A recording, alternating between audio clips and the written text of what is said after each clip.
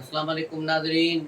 मैं अब्दुल जवाद सुमरो हाज़िर हूँ आपके programme behind the news with Abdul Jawad Soomro के साथ। तो शुरू करते हैं आज की खबरें और उन पर तबसरे। सबसे पहले पहले आईएसपीआर की कल की प्रेस रिलीज़ पर बात करेंगे। इस प्रेस रिलीज़ की गूंज अभी तक जारी है और इस प्रेस रिलीज़ ने बहुत से लोगों की नींदें हराम की हुई हैं। और जो इसमें मुजरिम है, जो बराह रास्त मुजरिम है, जो इनके सहूलतकार हैं, मास्टर माइंड है, इस वक्त सारे घबराए हुए हैं और इनको घबराना बनता भी है। इस प्रेस रिलीज में क्लियर बात कही गई है कि इस सारे सिस्टम को 9 मई के सारे जिम्मेदारों को कटड़े में लाया जाएगा और इनको सख्त तरीन सजाएं दी जाएंगी कि इन्होंने रियासत के साथ खिलवाड़ किया है, रियासत की रिट को चैलेंज किया है। न सिर्फ उन बलवाइयों को सहूलतकारों को, उनके पीछे जो मास्टर माइंड है। अब मास्टर माइंड सबका ध्यान शायद इमरान खान की तरफ जा रहा है, लेकिन इमरान खान के आगे की बात भी है कि इमरान खान सिर्फ नहीं है, लेकिन इमरान खान से भी आगे की बात सोची जा रही है। वो आपको चंद दिनों में चीज़ें सामने नज़र आना शुरू हो जाएंगी। तो ये इमरान खान तो जाएगा ही जाएगा, लेकिन इमरान खान के ऊपर जो मास्टर माइंड कोई और बैठा था, उस मास्टर माइंड तक भी पहुंचना ज़रूरी है और उसको यूँ समझें कि लोग पहुंच गए हैं। तो ये सारी सूरत हाल है। इसमें तकरीबन 16 हाजिर सर्विस आर्मी के ऑफिसर्स भी शामिल हैं, जिनमें 2 मेजर जनरलों का भी ताल्लुक है जो जीसीओ लाहौर थे या कुछ थे। इनकी खबर इमरान शफकत ने थोड़ी देर पहले दी है ब्रेक की कि ये 2 मेजर जनरल भी इस शिकंजे में आ गए। एक लेफ्टिनेंट जनरल पहले ही उठा लिया गया है जो साबिक कोर कमांडर लाहौर थे, जिनकी वजह से सारी ये वारदात हुई, जिनके नाअहली की वजह से ये सब कुछ देखना पड़ा। तो इसके बाद जितना सख्त रवैया आर्मी चीफ का था इस 4 रोज़ा जो है कोर कमांडर कॉन्फ्रेंस जो थी, 4 रोज़ा कॉन्फ्रेंस, जिसमें 2 रोज़ तो इनके अपने मसाइल जो आर्मी के प्रोफेशनल मसाइल हैं उन पर बात होती रही, लेकिन 2 दिन खुसूसन पॉलिटिकल जो है वीएन पे तक जो है तबसरे किए गए। 9 मई के वाक़यात ख़ास तौर पे पूरा 1 दिन लगा, 8 घंटे की तवील नशस्त हुई है, जिसमें ये सारे जो है वारदातें दिखाई गई, उसकी वीडियोज़ ऑडियोज़ सब चलाई गई हैं और इमरान खान की भी ऑडियोज़ और वीडियोज़ सुनाई गई हैं। और इसमें एक खबर और भी है जो इस आईएसपीआर की रिलीज़ से हट के है। ये खबर भी लाहौर से एक सहाफ़ी ने दी है कि अमेरिकन की जो सीआईए है उसने भी कुछ रिकॉर्डिंग की हुई है। वो रिकॉर्डिंग भी आईएसआई को हवाले कर दी गई है, जिसमें इमरान खान की कुछ नाज़ेबा गुफ्तगू आर्मी चीफ के बारे में है 9 मई की। और भी बहुत सारी चीज़ें हैं जिससे ये सारे लोग इस सारी मुसीबत में आ रहे हैं। इस सारे सिनेरियो में इमरान खान का एक चाहने वाला कामरान खान, उसका ट्वीट बड़ा ज़बरदस्त था, बड़ा दिलचस्प था। वो कल आपने शायद देखा हो, आपकी जो नज़रों से गुजरा हो, रात को मैंने भी देखा तो मुझे हंसी आ गई। यही वो कामरान खान है जो पिछले 4 साल से इमरान खान की बूट पॉलिश करता था और उसके हर झूठ में हाँ मिलाता था और अपने टीवी पर, दुनिया टीवी पर बैठकर झूठी अजब करप्शन की गजब कहानियाँ सुनाकर आसिफ ज़रदारी को, दूसरे लोगों को, नवाज शरीफ को, उनके खिलाफ ख़ास तौर पे सिंध गवर्नमेंट इसका टारगेट होती थी कि सिंध इसको टारगेट होती थी कि यहाँ ये हो गया, यहाँ बड़ा जुल्म हो गया। इसको केपी के और पंजाब कुछ नज़र नहीं आता था क्योंकि वहाँ से ये इसको माल मिल रहा था, इसकी वहाँ से वाह हो रही थी, तो वो चीज़ें इसको बोजदार की और महमूद खान की चीज़ें अच्छी लगती थी। सिंध इसको बुरा लगता था और आसिफ ज़रदारी इसको बुरा लगता था। तो कल, और आपको याद होगा वो इसकी मैंने ट्वीट भी शेयर की थी कि ये 28 नवंबर से पहले जब आर्मी चीफ इसका तकर्रर अभी नहीं हो रहा था, अभी अंडर डिस्कशन था, तो इसके ट्वीट आर्मी चीफ के खिलाफ होते थे और कहता था कि ये तो हो नहीं सकता क्योंकि ये 2 दिन पहले रिटायर होगा, बाकी जो 5 बचे हैं उसमें रिजवान का चांस है, फलां का चांस है, ये हो, इस तरह की ये इसकी ट्वीट थी जो मैंने आपसे उन दिनों में नवंबर के अपने ब्लॉग्स में ये शेयर भी की हुई है। उसके बाद जब आर्मी चीफ आसिम मुनीर बन गए तो फिर बड़ा बूट पॉलिश लेके आ गया और जो है बूट को पॉलिश करना शुरू कर दिया और आसिम मुनीर के गुण गाने लगे। लेकिन आज तो उन्होंने हद ही कर दिए और लिखा है इमरान खान अलविदा, इमरान खान अलविदा। इमरान खान ने आज जो दिन देख रहा है वो उसका तकब्बुर और रौनक और खुसूसन पिन की पीरने की तावीज़ों और गंडों की वजह से यहाँ पहुँचा है। اور اپنی نااہلی کی وجہ سے یہاں پہنچا ہے. اب عمران خان کو یہاں سے کوئی معجزہ ہی بچا سکتا ہے.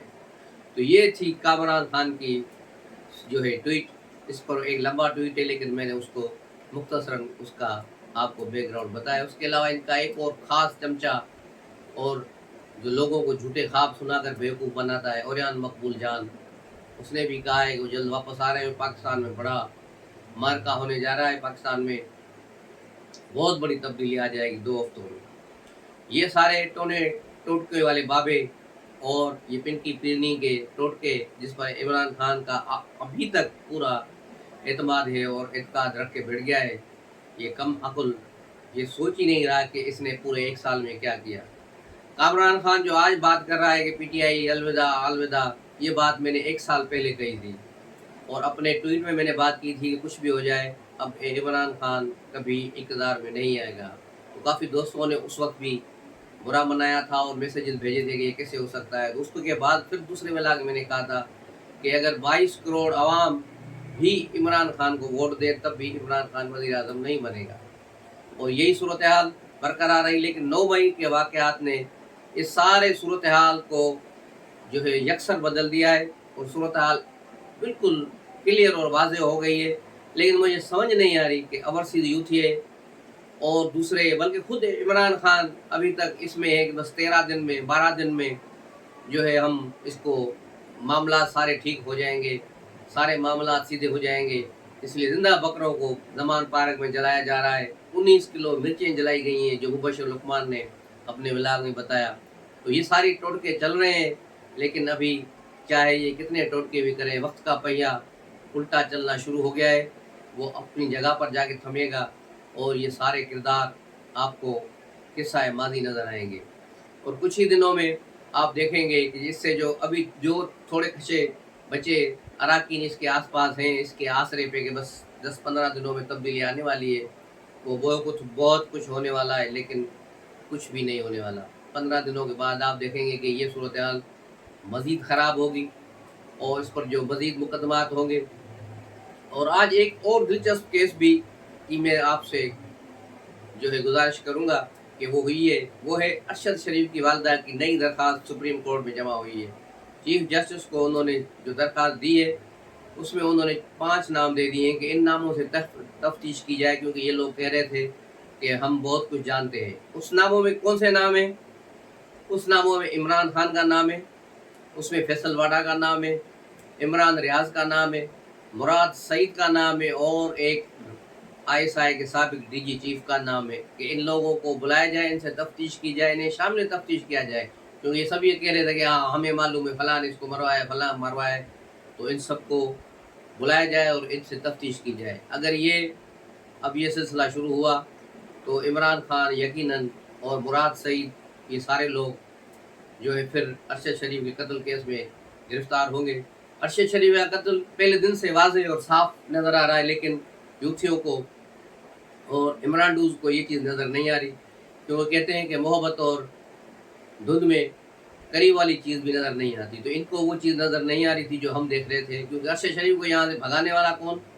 ارشد شریف کو بھگانے والا تھا عمران خان، ارشد شریف کو بھگانے والا تھا جنرل فیض، ارشد شریف کو بھگانے والا تھا مراد سعید جو آخری وقت تک اس کے ساتھ ایئرپورٹ تک رہا اور اس کو جھوٹے KP کے گورنمنٹ کا جھوٹا لیٹر دکھا کے کہ ارشد شریف کی جان کو خطرہ ہے، وہ CTD کا خطر لیٹر اس کو دکھا کر اس کو ڈرا کے پاکستان سے باہر نکالا گیا اور اسے دبئی میں ٹھہرایا گیا. پھر دبئی سے بعد اسے کینیا بھیجا گیا.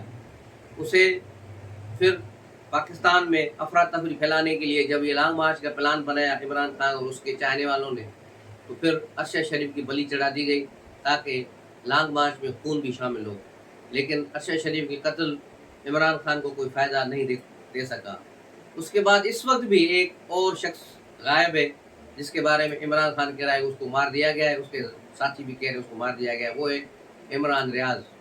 عمران ریاض کو کسی اور سے خطرہ نہیں ہے، خود عمران خان اور اس کی ٹیم سے خطرہ ہے. جس طرح کہا گیا ہے کہ عمران خان اس معاملے میں بہت ہی خطرناک ہے، لوگوں کی بلیاں چڑھانا عام بات ہے اس کے لیے. تو یہ ساری صورتحال ہے. اس کے علاوہ کل شاہ محمود قریشی کا بڑا چرچا تھا جو ایک دن پہلے بڑا چہکتا ٹی وی کے سامنے آیا، لوگوں کے سامنے، میڈیا کے سامنے، اور کہا کہ انصاف کا جھنڈا میرے ہاتھ میں ہے میں اب جا رہا ہوں، بڑا ہواؤں میں اڑتا ہوا لاہور پہنچا، لیکن زمان پارک والے نے، جسے زمان پارک میں 1.5 گھنٹہ اس نے گزارا، تو تڑاک بہت ہوئی دونوں کے درمیان، اور یہ ٹیریان کے ابا بہت ہی غصے میں آ گئے اور اس کو کہا کہ بس کچھ ہونے والا ہے، تم خام کا یہ باتیں نہ کرو۔ تو شاہ محمود قریشی نے دو ٹوک لفظوں میں اسے کہا کہ تم ریٹائرڈ جنرلوں کے چکروں میں مرو گے اور ہمیں بھی مرواؤ گے۔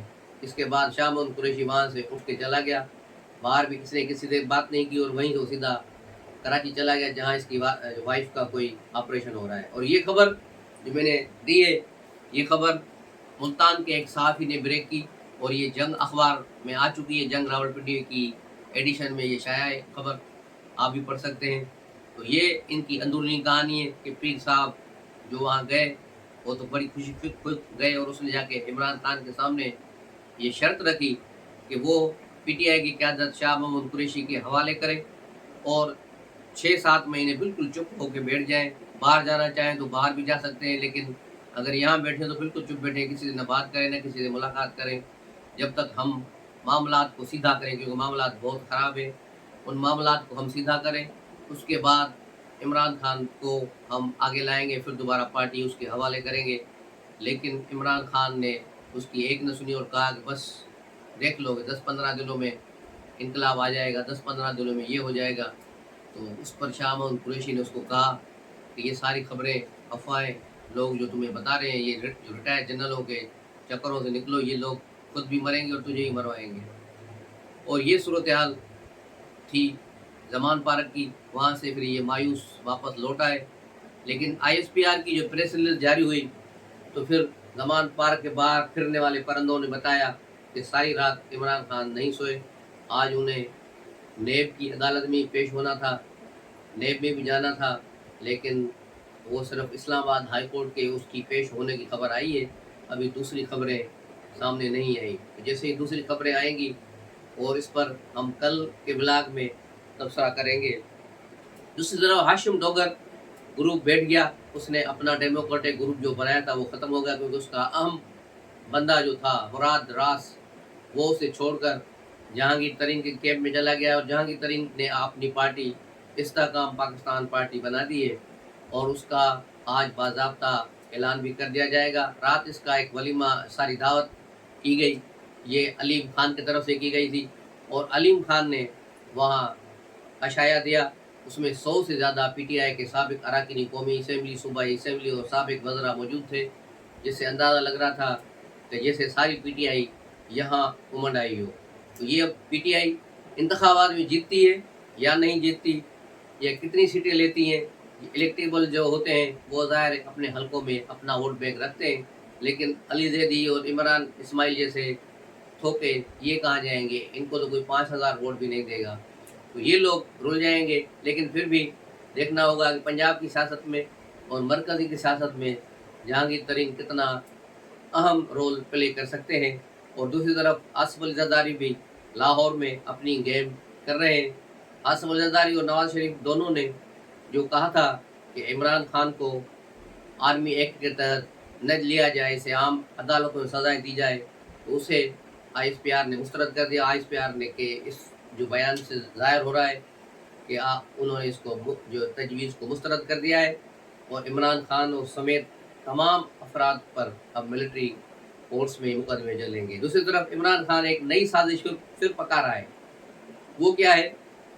وہ ہے اب یہ وکلا کو تیار کر رہا ہے، ایک بڑی وکلا تحریک چلائی جائے، جس طرح افتخار چودھری کے زمانے میں تحریک چلی تھی، لیکن وہ بات اور تھی کیونکہ اس میں بار کونسلیں اور سب شامل تھے، اور سیاسی پارٹیاں شامل تھیں، اور ساری جمہوری قوتیں اور آئین والی قوتیں شامل تھیں، لیکن عمران خان کے ساتھ کوئی بھی نہیں، یہ چند تحریک انصاف سے محبت رکھنے والے وکلا ہے، اور وہ وکلا ہے جن میں فریض اللہ کی طرف سے پیسے بانٹے گئے تھے 5-5 کروڑ روپے، لاہور باہر والے شامل ہو گئے اور دوسرے لوگ، اس کے علاوہ اس کے ساتھ کوئی بھی نہیں ہے، کوئی بار کونسل ان کے ساتھ نہیں ہے، تو یہ تحریک چل نہیں پائے گی۔